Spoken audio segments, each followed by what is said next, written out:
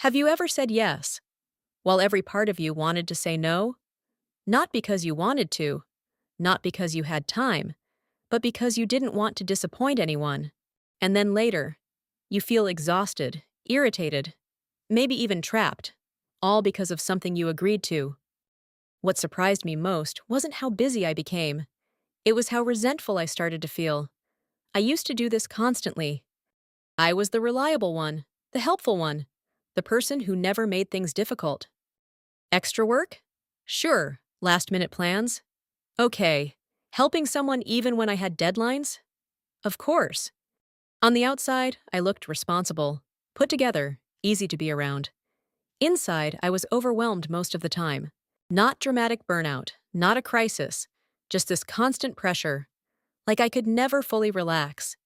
But what scared me wasn't the workload.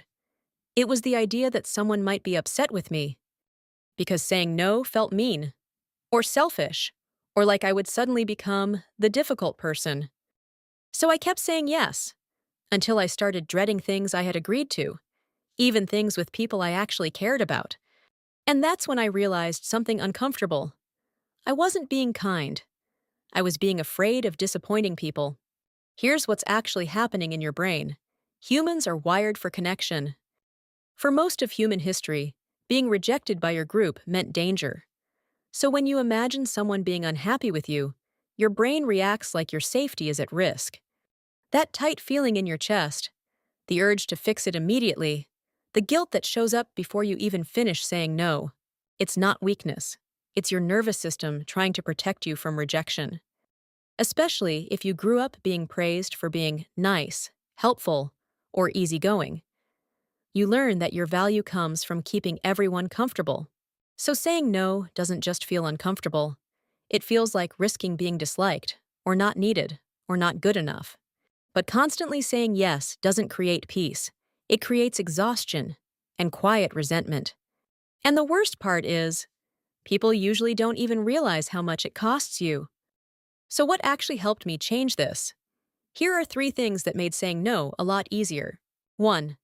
I stopped giving long explanations. I used to write paragraphs just to say no, apologizing, explaining everything, trying to make it sound reasonable, because I thought if I explained enough, they wouldn't be upset. But most of the time, people don't need all that. A simple, "I can't this time" is enough. The more you explain, the more it feels like you're asking for permission, and you don't need permission to have limits. Short, calm, and clear actually feels much better, even if it's uncomfortable at first. And strangely, people tend to respect it more. 2. I realized the guilt doesn't last.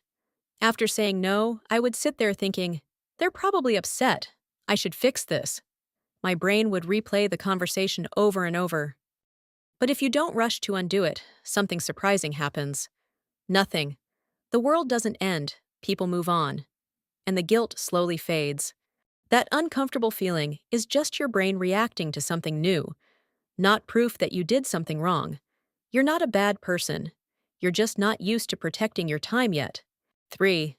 I started thinking about my energy first. Every yes costs something: time, focus, sleep, peace. So before agreeing to anything, I started asking myself, do I actually have the energy for this? Not, can I technically do it? Not, should I? Just, do I have the energy? If the honest answer was no, I stopped forcing myself. Because saying yes when you're already drained doesn't make you generous. It just makes you exhausted later. Protecting your energy isn't selfish. It's necessary if you want to stay functional long term. Learning to say no didn't make me less kind. It made my kindness sustainable. I stopped showing up exhausted and half present. I stopped secretly hoping plans would get canceled. I stopped feeling like my life belonged to everyone else. And the people who truly care about you don't want a burned-out version of you. They want the real one. You're allowed to have limits. You're allowed to not be available all the time. You're allowed to choose yourself sometimes. Saying no isn't rejection. Sometimes it's self-respect. If this video made you feel understood, let me know in the comments. What's something you wish you could say no to right now? And here's a small challenge for today. Say no to one thing that drains you, kindly but firmly. If this video helped you, feel free to like it and subscribe. It really helps the channel. And if you know someone who struggles with this too, share this video with them. It might help more than you think.